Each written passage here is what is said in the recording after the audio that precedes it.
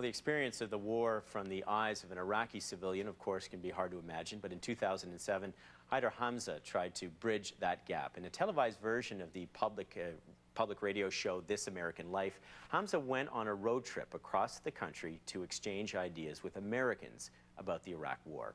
Here's a quick look at what he found. When you believe in something, when you believe in freedom for another person, you would die for it. That's what these guys are doing. They're dying so you can have freedom, so your people can have freedom. What is freedom? Is being able to walk outside and say something, not be fearful. But now you can't even walk outside in the first place.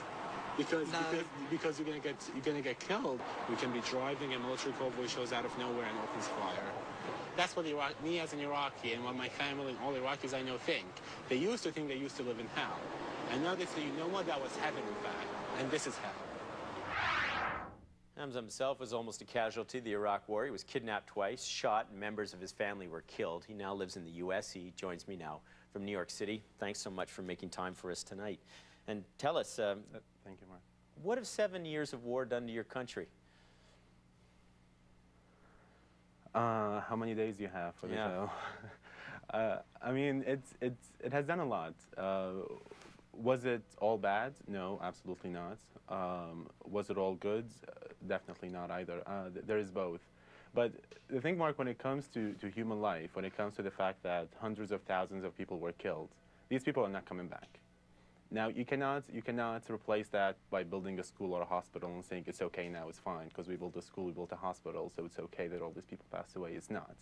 And you know, you have to also keep in mind that it's not the hundreds of thousands of people who died, it's also all their families. Their lives will never be the same. They will never forget. So it will definitely take a long time for people to heal, emotionally, physically, and for the country in terms of its infrastructure as well. When you look back, what have you lost?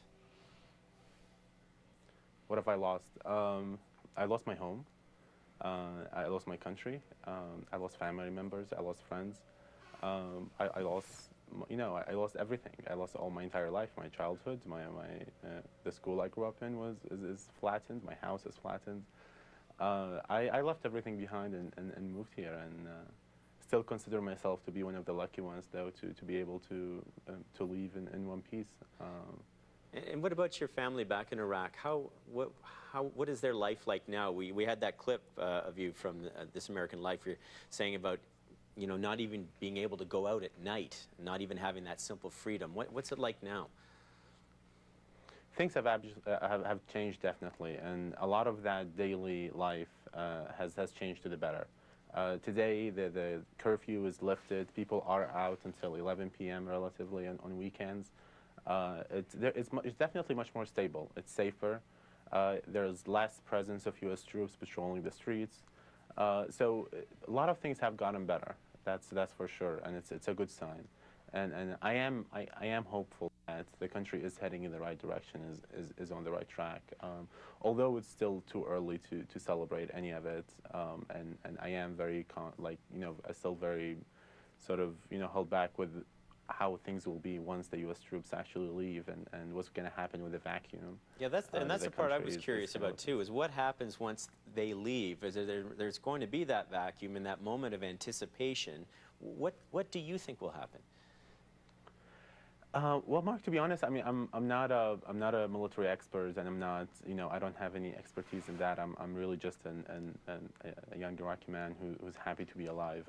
But that's why I want your opinion, because I think it's curious, after talking with your friends and family that I know you still have in Iraq, is what is that feeling? Because there's got to be that sense of anticipation, knowing they are going to leave. Everybody must be wondering that very same question: what happens next?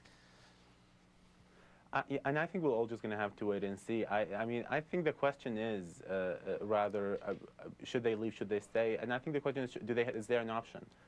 Is the U.S. can the U.S. afford to stay forever? The question, the answer is no. I mean, they have to leave. It's inevitable. The U.S. does not belong there.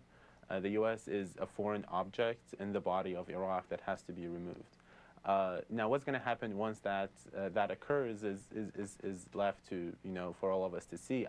Personally, I believe things will worsen in the beginning while everyone tries to jump in and fill in this gap and that vacuum. And by everyone, I mean everyone from neighboring countries, including Iran and Saudi and others, everyone from terrorist organizations, not like local and foreign, everyone from religious militias and the former Baathists, and all those people will then, say, okay, the stage is empty for us now, and it's our chance to jump in and get our share of the pie. So we'll definitely see that in the beginning until, the strongest win and things settle and fall back into place. Do you ever see yourself going back? I wish. It's my dream to go back. It's always going to be home. At this point, I have way too many bitter memories from Iraq that I still carry with me every single second. And I think it will take some time for it all to wash off and for me to go back and be sincerely happy about going back. Right now, I think if I go back, I'll feel as a stranger in Iraq more so than I do here. Well, good luck with your future, and thank you for talking to us tonight. We really appreciate it. Thank you, Mark. Appreciate your interest. Coming up on Connect, a social media adventure. Our goal is to travel through every province, state, and territory. Two friends head out to cross North America with Twitter as their compass. And speaking of traveling down south, we should go down to the States on vacation and mock their money. We'll be like, yeah, of course.